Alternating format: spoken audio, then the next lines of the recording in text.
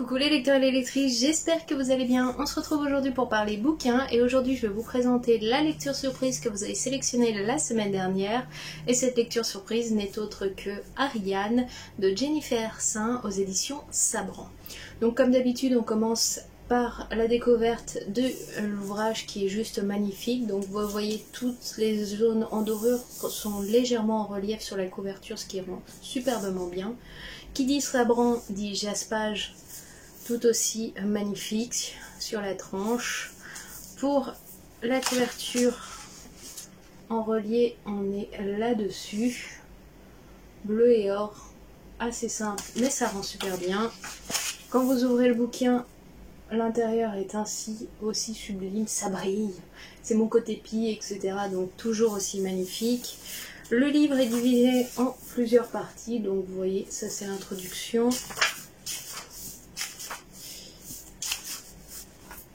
Ça, c'est les parties, comment elles sont présentées, et le chapitrage.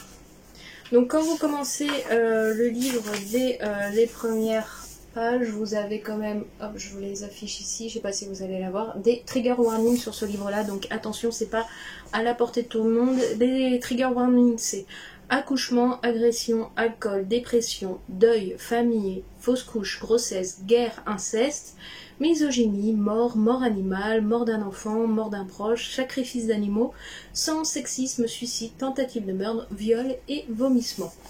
Donc c'est pas mal fort en trigger warning. Après c'est une réécriture du conte d'Ariane.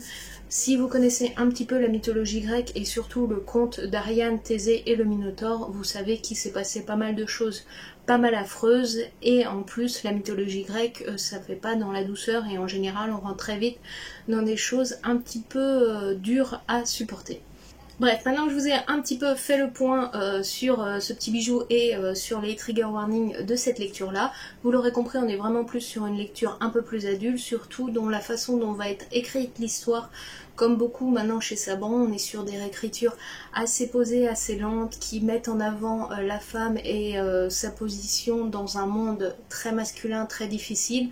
Donc c'est pas à mettre entre les mains de n'importe qui, ça peut être assez compliqué à découvrir. On va donc suivre sa naissance et comment elle a grandi sur l'île de Minos, jusqu'à ce que sa mère mette au monde donc le Minotaure. Son attitude face à son demi-frère un peu étrange et surtout une créature monstrueuse, et puis sa rencontre avec Thésée et ce qu'elle a décidé de faire pour se libérer de ce fardeau qu'était ce frère, malgré qu'elle l'aimait, malgré que ça soit une créature monstrueuse avide de sang. On va la découvrir après, un peu plus tard, suite aux événements avec Thésée, et puis sa rencontre avec le demi-dieu Dionysos, et enfin tout ce qui s'est passé jusqu'à sa mort. Donc là, on a vraiment une réécriture complète de son histoire et de sa vie, inspirée de plusieurs mythes et légendes, mais qui sont extrêmement bien construites à travers cette histoire-là. Petit bémol pour moi, on aurait dû appeler ce livre plutôt Ariane et Phèdre, puisque on va très vite mettre en parallèle la vie donc de Ariane, qui est une jeune fille plutôt douce, docile, aimante, qui a de la compassion, qui a de l'empathie, qui voit que les choses sous le bon jour et le bon angle, même dans les moments les plus affreux, elle ne veut voir que du positif, face à sa petite sœur Phèdre, qui elle est plus combatif, qui n'accepte pas cette vie de femme simple qui doit juste se taire et mettre des enfants au monde. Elle a envie d'être comme ses héros, comme Thésée, comme Héraclès et autres, de prendre l'épée à la main, de combattre et de construire le monde de demain, d'être libre de faire sa vie comme bon lui semble. Et en fait, tout au long de l'histoire, on va avoir toujours ce parallèle entre Ariane et Phèdre, entre la douceur et la combativité, entre l'eau et le feu. Et c'est ça que je trouve très intéressant, parce que je dirais pas que Ariane dans l'histoire est développée comme une jeune fille très introvertie et autres, mais elle est plus posée, plus calme, elle prend du temps, elle essaie de prendre du recul, elle n'abandonne pas et elle voit les choses positives même dans les plus durs moments. Alors que Phèdre, elle a plus ce besoin d'exister, et avec ce qui va lui arriver dans son histoire, elle va prouver qu'une femme face à un monde si masculin, arrive à tirer de ses ficelles et à devenir quelqu'un de très fort et autre. Donc le développement des deux personnages est très intéressant, surtout face à leurs différences et surtout comment elles vivent les mêmes événements et des événements qui vont les séparer au bout d'un moment. Mais on a quand même cette relation sœur qui est très fort et très important. L'une et l'autre tiennent énormément à elle, malgré qu'elles choisissent deux voies complètement différentes et malgré qu'elles ne soient pas toujours en accord au choix que font l'une et l'autre, elles se soutiennent mutuellement et elles s'aiment quoi qu'il arrive. C'est aussi l'histoire de femmes face à la colère des dieux qui sont punies pour les erreurs des hommes. Ariane appuie beaucoup sur cette histoire-là, puisque donc Ariane est la fille de Pasiphae et du roi Minos. Pasiphae qui a été ensorcelée par Poséidon pour enfanter donc le Minotaure. À savoir que l'histoire, à l'origine, si vous ne la connaissez pas, c'est Minos qui a demandé à Poséidon de lui envoyer une bête sacrée, un taureau, pour qu'il le sacrifie aux dieux, pour bénir son arrivée sur le trône de Crète, etc., et sa puissance et autres. Minos est quelqu'un de très orgueilleux, très mis en avant, etc. Sauf que Minos, tout plein d'orgueil et face à la beauté de l'animal, va refuser de sacrifier le taureau et Poséidon va donc demander à Aphrodite d'ensorceler Pasiphae pour qu'elle tombe amoureuse du taureau blanc et qu'elle demande donc à Dédale de construire une maquette d'une vachette pour qu'elle tombe enceinte de ce taureau blanc. Et de là est né donc le Minotaure et a détruit petit à petit Pasiphae. Et toute cette histoire est très intéressante parce que ça imprègne profondément Ariane et Phèdre.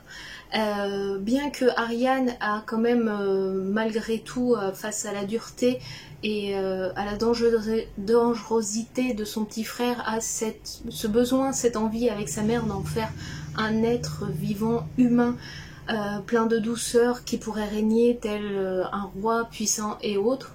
Phèdre, elle, n'a qu'une honte immense, elle a perdu sa mère à la naissance de son frère, ce n'était encore qu'un enfant, même si Pasiphae est vivante, elle vit ailleurs et autres, elle a eu du mal à vivre cet événement-là.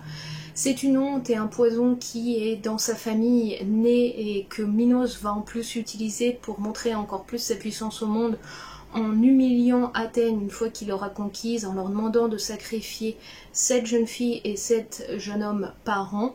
Donc vous voyez, il y a vraiment ce côté-là qui est assez profond et le développement de nos deux sœurs qui est très différent face à cet événement-là. À savoir que quand j'ai commencé ma lecture, je me suis dit, oui, on va être surtout concentré sur l'histoire d'Ariane, Thésée et le Minotaure. Non. Enfin, l'histoire de Ariane, Thésée et le Minotaure se passe en les 130 premières pages. Donc très vite, on passe sur autre chose, avec d'autres événements, et surtout, qu'est-ce qui s'est passé après que Ariane ait aidé Thésée à tuer le Minotaure et qu'elle se soit échappée avec lui, qu'est-ce qu'il est advenu d'elle, comment elle a évolué face à la déchéance de sa famille, etc. Donc on est vraiment plus sur l'après que sur l'événement témoin de tout ce qu'on connaît du mythe d'Ariane et du labyrinthe.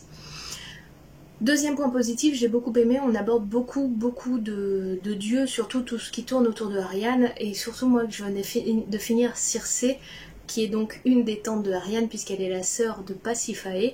J'ai trouvé ça très intéressant. On aborde beaucoup de légendes, beaucoup plus féminines que masculines, et justement pour montrer que ces femmes-là ont le droit d'exister et sont très importantes, et qu'on leur a volé leur moment, leur intensité, leur joie de vivre et autres, ou qu'on les a punis pour une faute qu'avaient commis leur époux, leur mari, leur frère, leur père, bref, et c'est très très dur à vivre dans ces moments-là. Pasiphae en est la preuve, Ariane est bercée par la légende de Méduse, qui a donc Méduse pareil, où son histoire est assez horrible, puisqu'elle était une prêtresse du temple d'Athéna, que Poséidon a eu son dévolu sur elle et l'a trouvée très belle, et a décidé, elle lui a refusé de coucher avec lui ou de tout faire pour rester pure pour le temple d'Athéna, et Poséidon a décidé complètement de la violer dans le temple d'Athéna. Et quand la demoiselle a demandé que sa déesse la venge de l'horrible événement qui s'était passé à cause de Poséidon. C'est elle qui a été punie en étant transformée en la créature qu'on connaît, donc cette femme avec des serpents qui fige tout le monde quand on la regarde dans les yeux. Et toutes ces histoires-là qui sont très dures et très intenses, elles sont bien mises en avant là et très intéressantes. Et on a souvent ce... Ariane et Phèdre vont toujours évoluer en disant il faut pas contredire les dieux, il faut faire attention à ce que font mon entourage masculin parce que je pourrais être punie pour leurs erreurs. Et on va suivre tout le long du chemin ce genre de raisonnement là, avec leurs histoires, leurs amours, leurs vies qui vont se construire, avec deux façons différentes de percevoir les choses, donc le mariage, la vie de couple, les enfants, etc. Et deux destins assez tragiques et très très beaux racontés là-dedans. Bref, c'était une merveilleuse découverte. Si vous voulez en découvrir un petit peu plus sur le mythe d'Ariane, si vous avez aimé l'histoire de Circé, que vous voulez en découvrir un petit peu plus sur sa sœur Pasiphae et sa famille, je vous invite à vous plonger là-dedans. Alors, vous attendez pas de l'action, on est plus sur des moments posés, réflexion autour de tout ce qui est mythologique et qu'est-ce qui est à notre portée pour pouvoir changer les choses. On n'est pas sur des sorcières ou quoi que ce soit, elles sont femmes, elles sont humaines et elles essayent simplement de faire leur maximum pour essayer de survivre et vivre intensément leur vie malgré leur position de femme qui est très compliquée dans ce monde très masculin. Mais bref, j'ai vraiment aimé ma lecture. Je pense que je commence de plus en plus à apprécier ces lectures lentes, comme l'était Circé, comme l'était Cœur de sorcière, où on se plonge plus dans l'intimité de ces femmes qui peuvent être très fortes, mais qui évoluent dans un monde très compliqué où tout peut être leur ennemi. Et là, vraiment ce mélange entre humanité et déité, donc tout ce qui est Dieu et autres, leur vengeance, souvent puériles, les dieux sont très puérils quand on le voit dans leurs actions, dans leurs choix, et souvent ceux qui payent ce sont les plus faibles, et on voit que les plus faibles essayent de faire leur maximum pour vivre leur vie au mieux avec ce qu'on leur donne, et ça c'est un très beau message d'espoir et de paix. Donc je vous invite à lire Ariane si vous voulez en découvrir un petit peu plus sur cette femme extraordinaire, qui en a vécu bien des moments difficiles, mais qui s'est donnée à 200% pour donner le meilleur d'elle-même, et qui a existé au-delà du mythe du Minotaure et de la légende de Thésée. Voilà les amis, c'était la présentation de la lecture donc que vous avez sélectionnée il y a dimanche, pas de là mais d'avant, et donc elle arrive que maintenant, mais il m'a fallu un petit peu de temps pour vous la présenter. Réellement, si vous aimez tout ce qui est mythologie grecque et position de la femme, je vous invite à lire Ariane, vous allez passer un excellent moment. Et comme les votes ont bien avancé et que je commence un peu à vous connaître, je vous présente rapidement la lecture qui aura lieu ce dimanche. Ce n'est autre Quand on prie la bonne étoile de Elisabeth Nim, qui est donc le Twisted Tale sur Pinocchio, qui est quand même assez épais, hein, je vous laisse voir, mais j'ai hâte de le lire, de le découvrir et de vous le présenter dimanche. Donc voilà, j'espère que cette petite vidéo vous a plu. N'hésitez pas, si vous ne l'avez pas encore vu, à regarder la vidéo Mapal du Greek Mythology Books Challenge de Kimi Collection. Et nous, de toute façon, on se retrouve très bientôt pour d'autres vidéos. En attendant, je vous souhaite bon courage, bonne semaine, et je vous fais plutôt plein de bisous. Allez, ciao, bye bye!